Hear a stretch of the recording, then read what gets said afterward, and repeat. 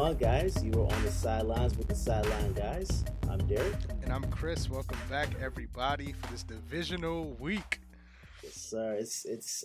I'm excited about this week. This is going to be a very fun week. I mean, it'd be more fun if my Eagles. But hey, it's all good. We'll get into that in much more detail in a little bit. Oh yeah. Oh, for sure. For sure. For sure. But yeah, let's go ahead and get into it. We have what is this? What's this? UFC two. What's this? 272, I believe, unless I'm Two seventy mistaken. two. Let me double I don't know check why that. I'm thinking it was two 270, still 260. 270. Yep. 270. Okay. All right. So now we got that this weekend. Do you want to go ahead and break down the card for us real quick? Beautiful. Let me just pull up the main card real quick, just so I have that, Let's because go for it. I like to throw in a little Oh yeah. sleeper every now and then that people got to You pay got no attention to, choice. Got no choice. for sure. I'm really looking forward to this one, man. When we get into our over under segment later, I actually have some picks for this week. I'm gonna be Oh tracking my really? bets on the show. Okay. Didn't even consult you about that, but I already know it's just another element adding to what we got going on here, so it's gonna For be sure. fun. And you're able to bet up in New York now. Yes, sir. Finally. How happy are you? Honestly, having so much fun with it, learning my way around the app. I Yeah. sent you some of the winning tickets I had. Haven't. Yeah. I'm about even right now. I can't lie. Okay. Okay. But Okay. learning which things to pick and how to bet properly is a steep climb, but we're getting there for sure. That's what's up. So to get right into this card, man, the meat of it is in the co-main and the main event. So let's just start right there. Co-main event, we have a trilogy. Brandon Yes. Moreno coming up against Davison Figueiredo. Yes. Obviously, the first fight what turned out to be a draw. I thought Davison might have got robbed, man. He got robbed, and then it cost him his Mm. title in the second fight. Brandon Moreno was able to come away with the submission win in that second fight, and now we got another rematch. In this one, Brandon Moreno sits at the. Let me get this line real quick. He sits as a minus 178 favorite over Davison. I think this fight is a little scary to bet on because I feel like Yeah. each iteration of it so far has been so different than the past versions. I personally feel, though, that in that second fight, Brandon Moreno really showed a lot of improvement, and in my opinion, showed that he might have Davison's number. So I'm really intrigued. Obviously, we're not exactly sure what to expect, though, now that Davison Figueiredo went down to checkmate and is training with Henry Cejudo. There's a Mm. whole little side story there that if I could quickly explain. Go ahead. Yeah. Brandon Please. Moreno was on The Ultimate Fighter, which was the season that Henry Cejudo trained against what is his name, Joseph Benavidez, and this was when Yes. they were on the road trying to fight for the title. And the winner of that fight actually got to not that fight, sorry, that season of The Ultimate Fighter went Mm. on to face the champion, and that was Tim Elliott. Fortunately, he lost, but either way, on that season, Brandon Moreno was actually on Henry Cejudo's team. Yeah. And for the end of the season, obviously they have the coaches fight each other. Hmm. So in that time, obviously during the show, Brandon Moreno was training with Cejudo, but when it came time to train for the fights between the coaches, Brandon Moreno actually went and was a sparring partner for Joseph Benavidez. So he took that as a Mm. big betrayal. And now they're saying basically they're going hunting to grab Brandon Moreno's scalp for Henry Cejudo. So interesting little storyline there. Interested to see That how that is plays out.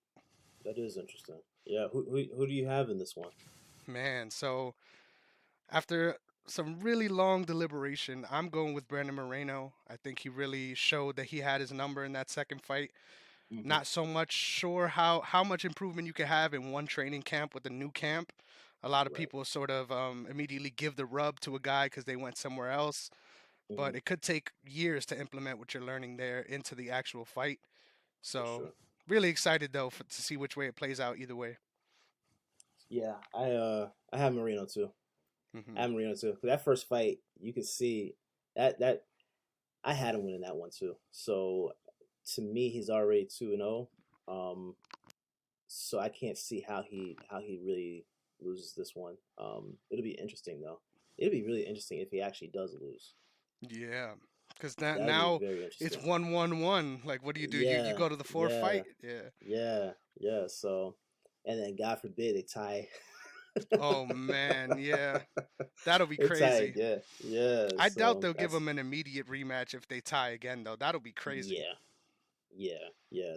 That'd be interesting, but I can't see Marino losing this one. I don't see him losing this one. So I'm definitely picking him on this one. Yeah, scary. It's always scary betting on the guy with the least amount of power in the matchup, though. So, It is, but his technique is just very interesting. mhm. Very interesting. Very unique for Yeah, sure. yeah. So I'm willing to bet on him a little more. And I'll get to my picks later on in the show, so keep an eye Okay. out for that one. He's not in one of my straight picks, but he shows up in a parlay, so that's how you know I'm really pretty sure on that one. But we'll see how it plays out. And in the main Most definitely. event, there's another storyline. It's only right that I go through this again. I think I might have touched on this on Yes. the show before, Yeah. um, but to make it brief, Francis Ngannou, when he first started training in combat sports, he showed up at a gym. He was homeless in France, and Hmm. he found Cyril Gane's gym where he was training with the coach Fernand Lopez. Took Hmm. him in, literally gave him a house, gave him a place to live, and you can only imagine as a coach to have two specimens like Francis Ngannou and Cyril Gane show up at your door. Yeah. It's every coach's dream to get one athlete like that, let alone two. So Yeah. they definitely did a good job for each other as far as developing and learning how to fight growing up and in the game, of course. But eventually, things got a little dicey once Francis moved to America. He had a falling out with his coach, and it's become a very public spat. At Cyril Gane's last fight, there was actually footage after the win of Fernand Lopez with Cyril Gane, and Francis Ngannou walks right past them, and the camera's following the whole time. You could tell it's kind of orchestrated to sort of get that reaction, and he didn't even say hello, didn't shake hands, walked right past them, deadpanned them, and you see the camera sort of follow Francis walking away, and then turn back to them, and you see them reacting like you're not gonna say anything. So that Wow. really dramatic promo piece that I'm sure they're gonna use on the night of. Was that similar to that Brock Lesnar Undertaker stare down that we were kind of getting a tease that they were gonna match up in the UFC and that never happened? Is that similar to that? Definitely, as far as having the camera in the right spot at Right the right there. time, Yeah. yeah, Yeah. definitely. Okay. Okay. Um, I always forget that that was a thing. Like I only Yeah. saw that after the fact because I wasn't even a fan back then, to be honest. So that, Oh, really? yeah. Okay. Okay. So yeah, hilarious that they did that for that fictional matchup. But Yeah, they that got was this that was one. funny. They got this Yeah. one the same way. I'm really interested to see how this plays out because I really am a big fan of Francis's new camp out in Las Vegas, Yes. Extreme Couture. Eric Yes. Nixick being his head coach. He is somebody who doesn't have a mixed martial arts background. He actually came from coaching football and Hmm. sort of came up the ranks in the gym and has become a force. You can see a lot of almost every week he has somebody from that gym competing, and he's there always with his fighters. So just a lot of growth on his end that we saw play out in that Stipe Miocic fight where he was able to win the title. Hmm. And the big storyline about this one is just obviously the rivalry, but also his rivalry with the UFC. He came Yes. out publicly recently making it very clear that he is not willing to re-sign any sort of qualifying offer that they've been giving him as the champion. Hmm. The UFC has a championship clause, so if he was to win this one, even though he has no fights on his contract, he'll automatically be re-upped. Hmm. So he's sort of stuck in a stranglehold in that way. Um, That's weird. yeah, and he admitted that he would rather end up somewhere else. So it's really fascinating to see how that's going to play out, especially if he wins because he's stuck. But even if he loses, because So he what will wins their either way. response be? I don't think you want to just let a guy like Francis Ngannou walk. I mean, he could make No. millions of dollars in boxing. So Oh, for sure. But could you actually see him? Because I was seeing this argument on I think on Facebook about like 2 weeks ago. Mhm. about him actually like the potential of Ngannou actually going into boxing and how dominant he would be in boxing. Could you see him actually translating? Because we've had this discussion before of MMA fighters going into boxing, Tyron Woodley being the latest. Could you actually see him making that transition and being successful, or do you think that would be more like a money grab type of thing and he should stay with MMA? I think we'll know immediately based on who he's matched up with. If he Yeah. starts his career in boxing against somebody like a Tyson Fury, it is 100% a money grab. There's no way I Oh yeah. think he could make that sort of leap for his first fight. Yeah. But somebody like a Dylan White, Alexander Hmm. Povetkin, I think you could make that. You could make those fights now, and you might even favor Ngannou, just Yeah. because his power is on a entirely different level from anything I've seen, even in boxing. Hmm. Obviously, almost Wilder-esque with the ability to get knockouts with both hands. That's not very common at Yeah. all. So Yeah. I'm really, Could, I don't think as far as that upper echelon he can do well because he's yeah. naturally a counter puncher. That's something that not a Right. lot of people take note of. Right. And against boxers that's been doing that their whole life, that's just a really tough sell for sure. Yeah. Well, maybe not Tyson Fury, but could he possibly do it against Wilder? Like, Whew. do you think that would be? Do you think that would be um an actual like exciting matchup and a money grab? Because I think that could be both, not just one. And the reason why I think that'll be the craziest fight out of any that they could make is because Francis has a historic chin. We've seen Mm-hmm. him take Mm-hmm. really big shots from Stipe and other Mm-hmm. heavyweights in that division, Derek Lewis included, even though it wasn't a Yeah. action-packed fight. He's shown the Mm-hmm. ability to take those strikes. So definitely, it'll be sort of just holding our breath till somebody lands. Yeah.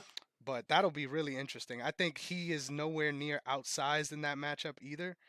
Yeah. So he could really sort of imply a pressure game plan and surprise a lot of folks against And that could actually Deontay. help Wilder out too. Like, you Yep. know, Because who is there really for him right now? He wants there's to no get one back right now. towards that title, and Yeah. right now you're in a tough spot when you end up losing twice against the current champ in that way. Yeah. Yeah. That'd be interesting. That'd be interesting. Yeah, man. I never Yeah. even I didn't. really I didn't know put. about the contract thing. I haven't put too much thought into that matchup, so thanks for that. That'll be Yeah. crazy. Yeah, that'll really That'd be be crazy. very interesting. I mean, look, if Ngannou is available, if for promotion wise, that would make a ton of sense to do straight out the gate, and it wouldn't feel like it's a mock up type of thing. It would feel very interesting. So For sure. I don't know. I don't know. I think I see. I didn't know this whole thing was going on with this contract though. I didn't realize that it was pretty much. It adds a whole level of. I mean, there's it really feels like it's everyone against Francis Ngannou right now, and I don't know Yeah. Yeah. how that favors into the matchup. I got a little interesting pick. I'm gonna give my pick. I'm wide open with this, but I Yeah. got some bets that both include Francis Ngannou in this one, which I know is probably surprising to you since I've been so high on That. Cyril Yeah. Gane. Yeah. Um, the reason why, and I'll get into this a little bit more later. A lot of times Mm-hmm. when you're betting, you also have to consider that it isn't really always about what you are sure is going to happen that you're going to put your Mm-hmm. money on. It's about how Mm-hmm. much value you could get back in return. Right. And the fact that all of this stuff is going on, I don't know if you know this, but a lot of the lines have been juiced in this one. Cyril Gane, as the challenger, is Mm-hmm. sitting at a minus 150 favorite. So Yeah. the money Yeah. line is in favor of Francis Ngannou if you're trying to make a bet. And I Mm-hmm. just feel like, given how close this fight is, and the ways that, yes, of course, I agree that Cyril Gane has more ways to win the fight. Mm-hmm. But you can't really, in my opinion, it's a pick 'em fight just because of Ngannou's power. Cyril Right. Gane has to be perfect for 25 minutes. Mm-hmm. All Francis has to do is land the perfect shot. So that dynamic in Yeah. itself, it really makes this matchup just a crazy main event. I have no idea how it's gonna play out. Yeah. I'm stuck on this one because the way Cyril Gane moves, I don't. There's no one else in the heavyweight division that moves like that. So I don't know, but there's no one else in the division that hits the way Ngannou hits. It's so So crazy. Yeah, I don't even know who to choose right now. But yeah, that's I almost see like with the contract thing. I think I'm still stuck on that because it feels like I don't want to say that Ngannou would just uh uh take a dive on this one because I don't necessarily think he would, but Hmm. it would almost make sense to do so, right? Not at all, in my opinion. I think I'm just saying like even though he if he doesn't wants like his to. contract and he wants to walk, Hmm. like would that somewhat make a like kind of like a no brainer type of thing? I would argue against it just because I feel like his value in other sports is really tied to the title more so than a guy like McGregor. I feel like that's where the appeal lies. I don't think he's the kind of name at this point that Yeah, could garner that kind of interest coming off of a loss. But yeah, that's an interesting thought. I never really thought about that either. As far as his wants and going straight yeah, into boxing, I think you could definitely look at that. But once again, that's illegal. We can't speculate yeah, too yeah, hard on something that's technically illegal. But in my yeah. opinion, I think there's a lot of potential for this fight to be one-sided in both ways. You Mhm, could find Cyril mhm, Gane really flustering Ngannou and making him look mhm. silly out there, to be frank.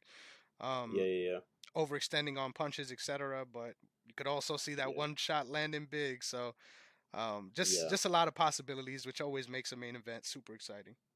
yeah. I'm looking forward to it. It's gonna be a good one. This is gonna be Hmm. a nice fight. So no pick out of you. I can't get a pick out of you this week. You want to pick right now, or Yes, you want to sir. do it in under over under? Yes, sir. We'll do it Um, right now.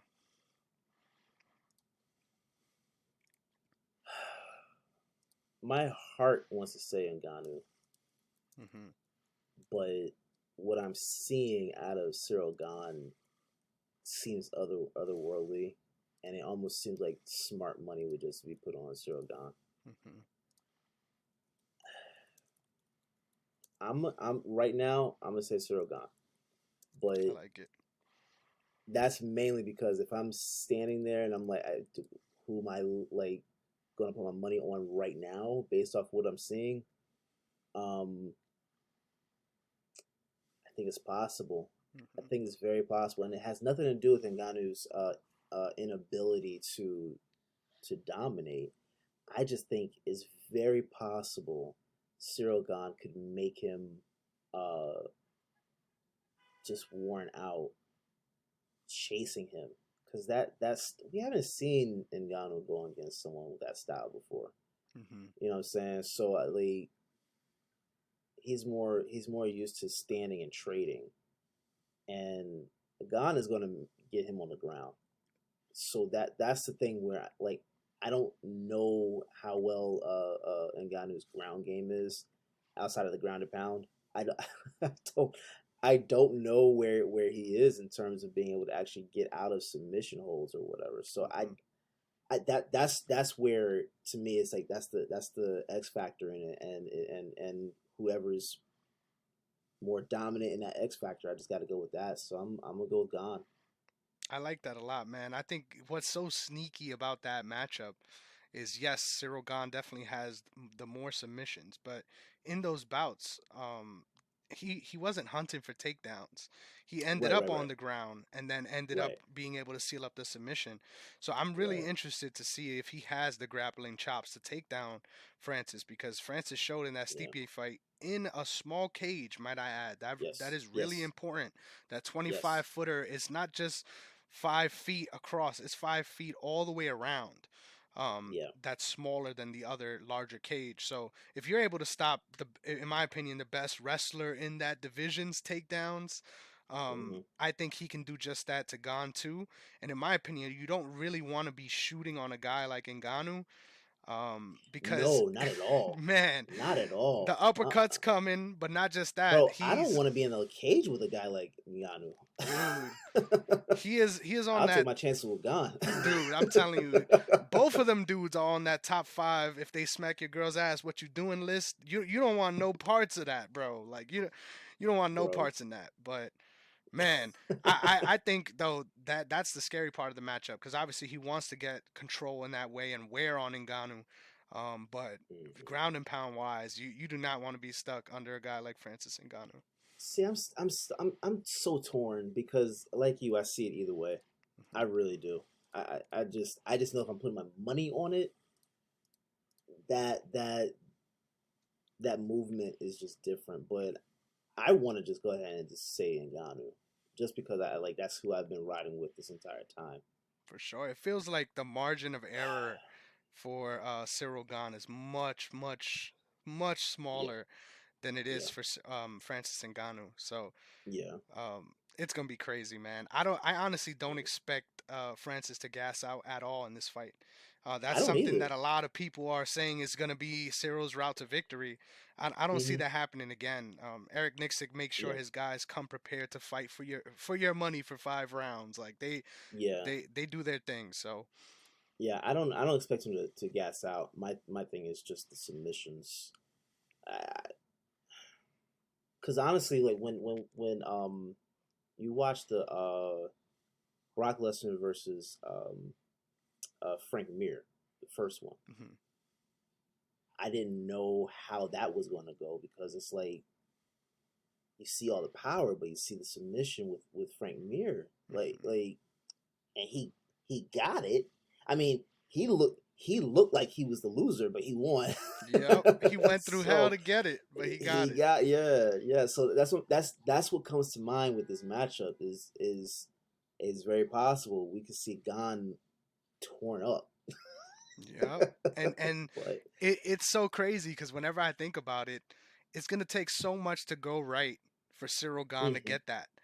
But yeah, when it comes yeah, to the yeah. knockout, it could be like this. It could be It's any one of those anytime. grazing shots. So Yeah, it's that's why anytime. my money's on Francis in this one. Not only because he's the underdog and you could get some plus money on a champion, but just Hmm. the margin for error for Cyril. Obviously, that's his Yeah, specialty, which is what makes the yeah, fight so intriguing. But yeah, I think if you're gonna take a shot on the puncher when you have underdog odds on a champion, you gotta take it. So. yeah, yeah. Now I'm expecting Ngannou to win, Hmm. but if you're asking me what am I putting my money on right now, just based off of that X factor, I'm gonna have to put Cyril Gane. But I got more money. I can put it on Ngannou too. Yes, sir. I'm telling you, man, you're with the sharps on this one. The fact that he got Yeah. bet up because he was at when the lines opened, he was at a minus 105 favorite, and he got bet all the Hmm. way up to minus 155 now. Hmm. So I'm interested to see as the fight grows closer too if Ngannou even becomes a bigger underdog. I might have to It's possible. sprinkle even more, which would be Yeah. interesting. But Which crazy is times, weird. crazy times, Ngannou being an underdog doesn't even make sense. That doesn't sound right. But literally I see why. I can see why. I don't expect him to lose though. for sure. I agree. I don't expect him to lose. I agree. And now there's one other fight on this card that I really want to make sure that everyone knows about. It's actually the featured prelim. It's going to be taking place between Ilia Topuria and Charles Air Jordan. Originally, this was supposed to be a different matchup, but Mm. Movsar Ivolev unfortunately got COVID and had to pull out from this one. So on 2 weeks' notice, Charles Jordan stepped up. I'm a real big fan of Charles Jordan. He has a lot of upside. He's a fun striker to watch. He puts volume on guys and wears people out in that division. He also has good power for that division. So it's Mm. going to be a fun matchup. I think on the ground, he's a little outmatched against Ilya. He's someone I mentioned actually as someone that could potentially beat the champion if he's given the opportunity. So Yeah. I'm really high on him as well. So exciting matchup. The fact that it's on 2 weeks' notice adds a little bit to it, and I got a fun play on that one later on that I'm really excited to tell you guys about. So we'll get to that later. Okay. Looking forward to that. Looking Hmm. forward to that. All right. So you want to go ahead and get into the NBA? NBA, yes sir. What do you want to talk about? All right. Matt, look. All right.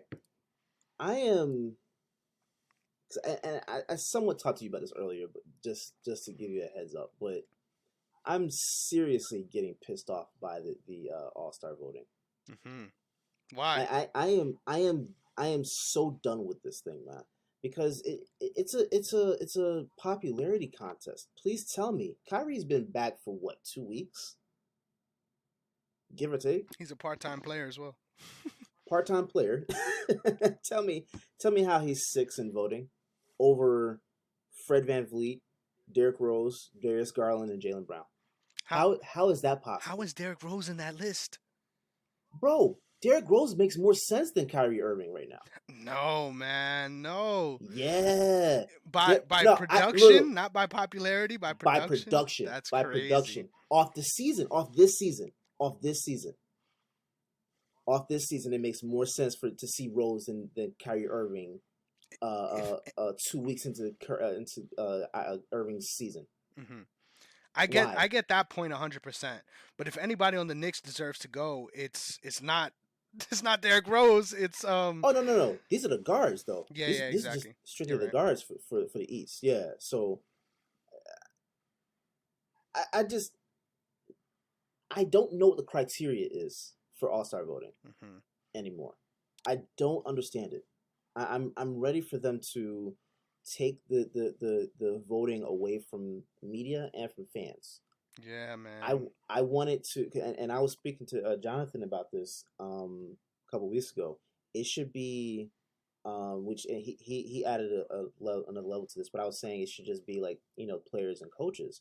He said players, coaches, and the legends, Hall of Famers, That's fire. Yeah, that's a good which idea. I am in complete agreement with that. If you do players, coaches, Hall of Famers, um, to vote, like for example, just imagine how inside the NBA would be if you seeing Charles, Kenny, and Shaq discussing their actual votes on who's. It would make more sense, right? Literally. Yep, Their breakdown of these players makes more sense. for sure. Um, I don't understand where we are right now. And I don't even think that the All Star game holds any weight anymore. It doesn't. It Definitely doesn't. not. It doesn't. It doesn't have a mystique or allure to it anymore. It's just who gets the nod and you play the game. I mean, now I know they have the Kobe Bryant award for the MVP of the Hmm. game, which I think Kawhi Leonard won last year, right? Yep. So that's cool, love it. But if you're gonna have that award attached to this game, like the stakes have to be risen on all fronts. Not just the donation to charities and all that stuff. Like that's cool, Mhm.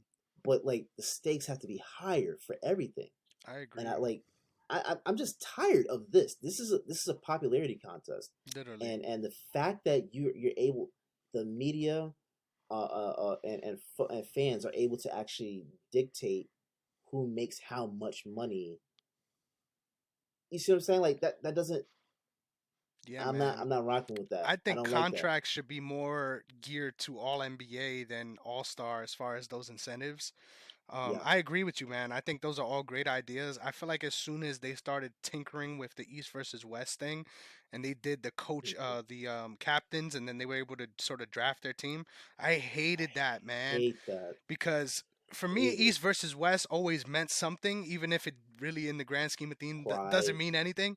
I Yeah. think something that they should toy around with is, regardless of record, whoever, whichever conference wins during the All Star game should get home court advantage in the finals. Like that, That's where I that was about makes to it go. worth playing. Yes, especially if you're keeping it East versus West. Hmm. I mean, you're not gonna see guys. You're gonna see guys not go as hard because you don't want to hurt anyone, but you'll see guys playing with heart Hmm. out there instead of it just being this. Because the way they have it formatted right now, in terms of like resetting every quarter, and I That's don't so like dumb. that. That is I so don't dumb. like that. That's not how basketball It's has played. ever been played. I don't know where they got that idea from. It was cute to toy with, but throw that away. It's counterintuitive. Like they It thought that it was gonna make them try each quarter to keep that quarter margin or whatever, but in reality, it really changes what they're playing for each quarter, and that's not a good right, way to address the problem. right. I mean, do something that like the MVP gets an incentive, or like MVP gets like let's say $100,000 or something like that, or Exactly. you know what I'm saying? Like I don't like this whole thing that they're doing where it's just kind of just eh. Another thing that could work, I know that just so it's less drastic, the stakes, because I think home field in the finals is really important. Maybe you could, they were toying around with the idea of an in-season tournament to do Mm, just that, give whoever wins sort of the advantage in the playoffs. Why don't you, and a money, they were talking about giving the money for that. Why don't you include that in the stakes, and then whichever conference wins or whatever, they get a bye in that tournament or something like that. Make the East something. thin themselves out a little bit before they even get to face off against the West. I don't Yeah. know. There's a lot of ways they could try to get creative with it. I think I agree though that something needs to be done to make the game more fun, because it's always entertaining. If you like watching these highlight plays, you're always gonna get them. But Hmm. I agree. I feel like you want that fourth quarter feeling that they usually get in those All Star games for the entirety of the game. Yeah, because I feel like it's doing a disservice to the history of basketball. Like it's almost a joke. Yeah, and the last I thing don't you want want to to see do, this. you don't want this to become the Pro Bowl, because the Pro Bowl is the Thank worst you. of all of them. You don't Yeah. want it to Yeah. become that, because for many years, even though it's still kind of the same thing, it was never Hmm. as bad as the Pro Bowl as far as this game really means nothing. Like all the people that are still in the playoff hunt aren't going to be here, so it Yeah. doesn't matter. Um, Hmm. I think it's always been better because there was that element where sometimes you do get a fun game or a fun Hmm. stretch during the game. Hmm. Hmm. But yeah, you got to try to find a way to catch that magic for the entirety of it, and this will be Yeah. hands down the best all-star event Yeah. of any sport. Yeah. I mean, they're not far off because I like that they're at least tinkering and trying to figure out what would make something better. But they're far off from actually making this fun to watch. I will watch everything leading up to the All Star game, 3-point contest, slam dunk contest. I'll watch all those. I'll even watch a celebrity game. Yep, those are pretty fun. I will not watch the All Star game. Wow, and that says a lot.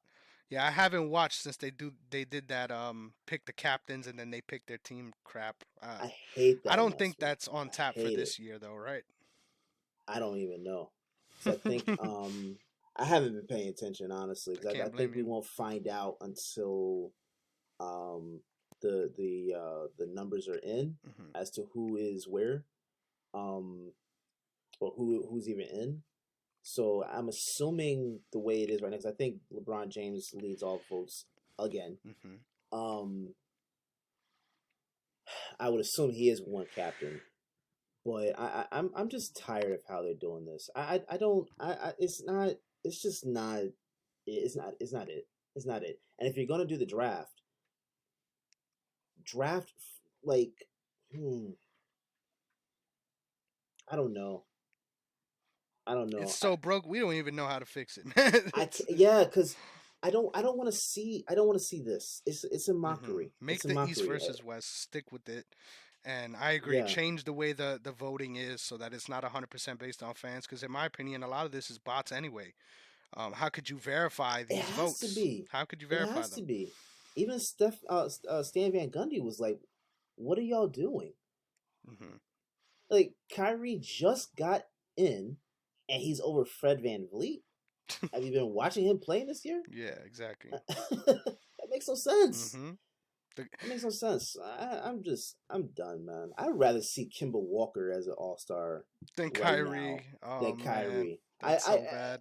I don't, because it doesn't make any I sense. agree. What has Kyrie done in 2 weeks? Hmm. There should be some. Yeah, there has to be some other factor besides just fans. You can't. You It can't. has to be a metric. You can't do that. And look, anybody watching this has nothing to do with Kyrie not being on the Celtics anymore. This is not a bias. I just don't understand how that happens. That makes no sense. Yeah, you got to reward the guys that are out there and doing their thing and Who's actually working playing? for it. And even like Yeah, even in the popularity contest thing, there's no world where 2022 Derrick Rose deserves to be in an All-Star game. it shouldn't be. if you're talking about integrity of who belongs there, that's completely out of whack. So I agree with that. Yeah. My biggest surprise on the whole list was actually Andrew Wiggins being number 3 in the West front court.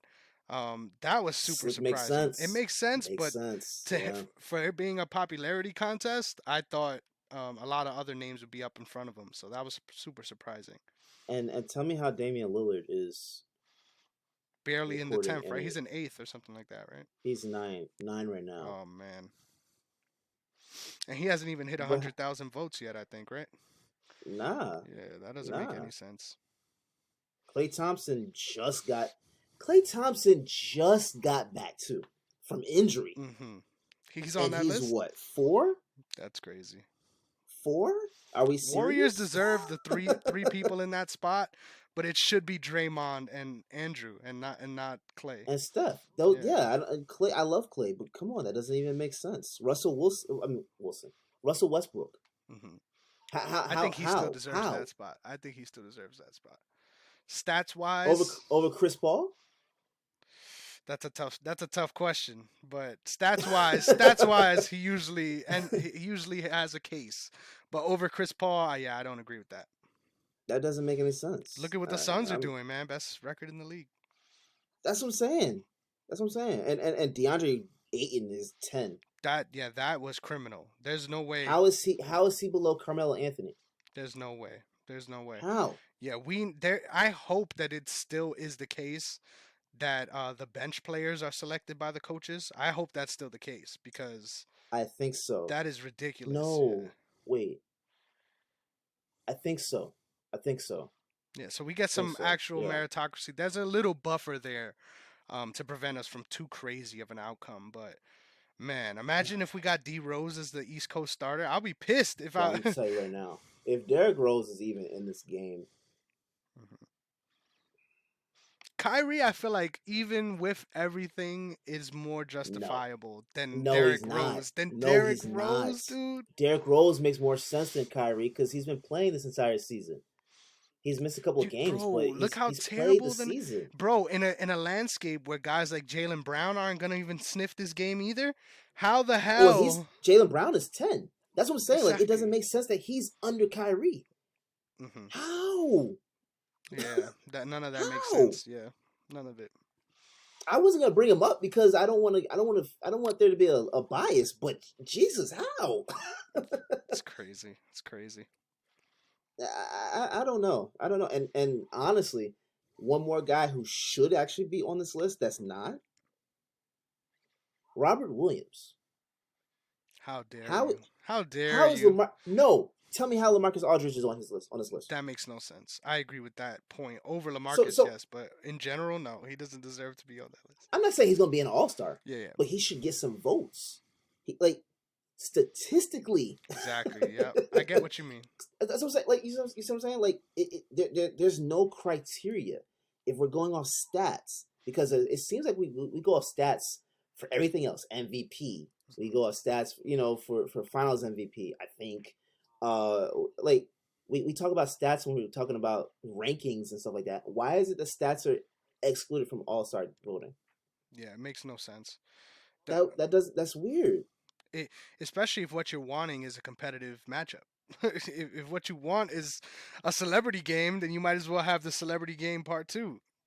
And tell me how Anthony Davis is even 5. How is he even on this list? You seen how the way he's been playing this year? Yep. Washed. And he's been gone for the last 4 weeks. Literally, yep.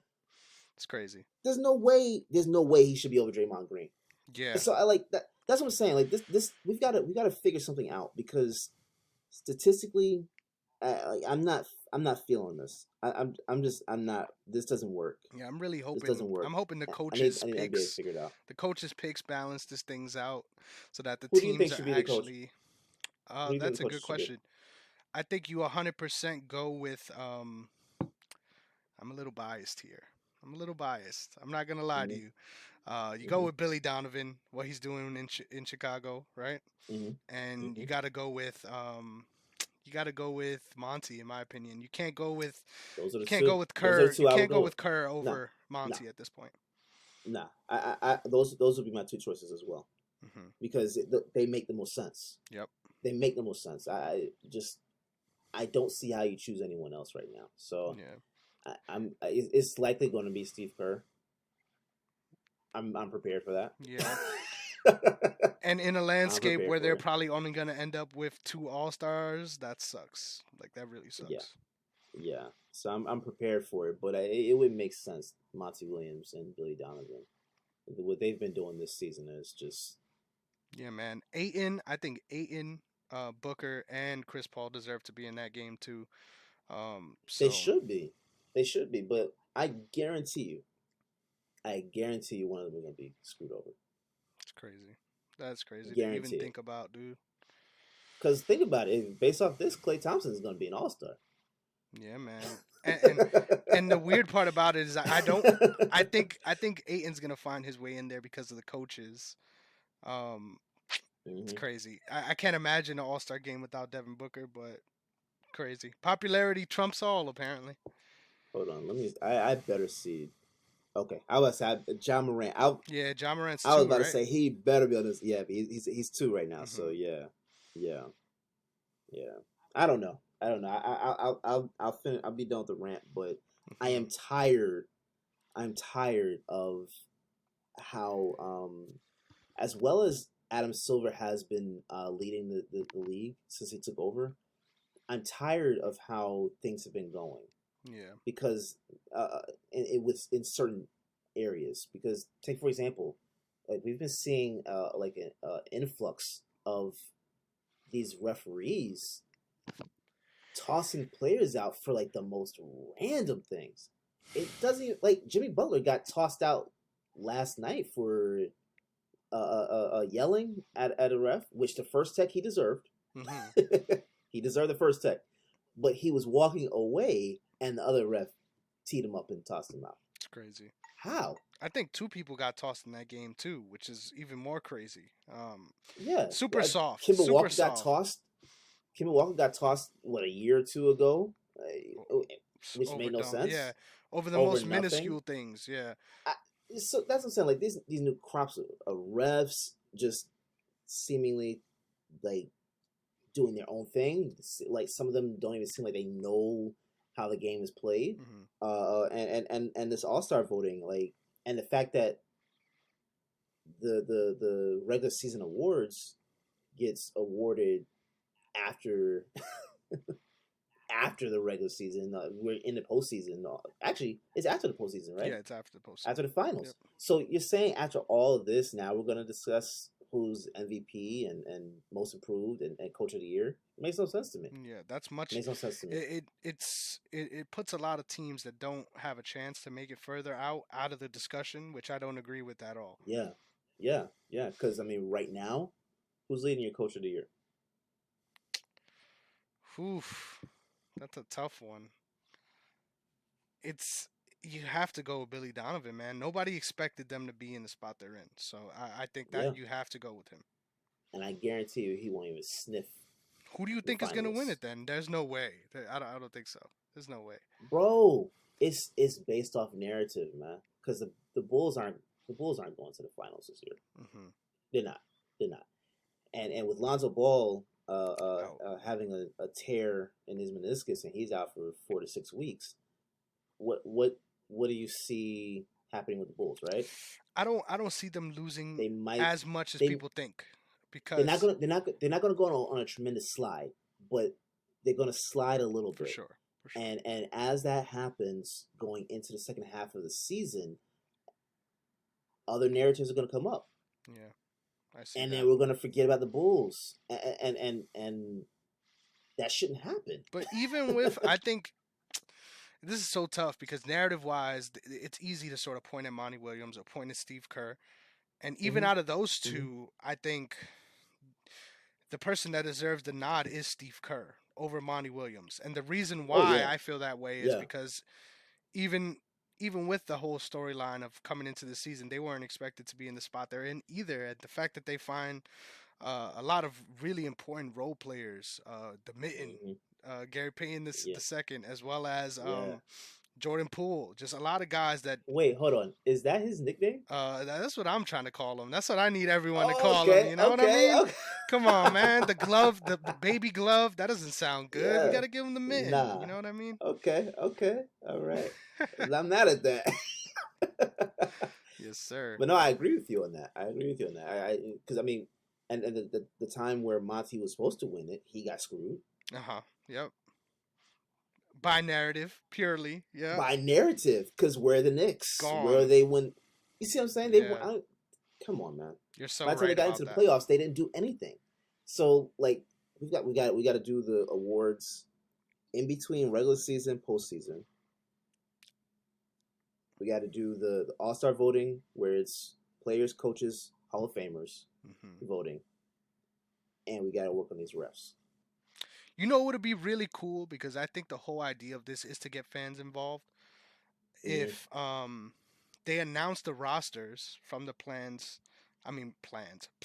legends, and coaches, and there's one spot left on each side, and then we go to voting. That'll be fun. Like that'll be fun.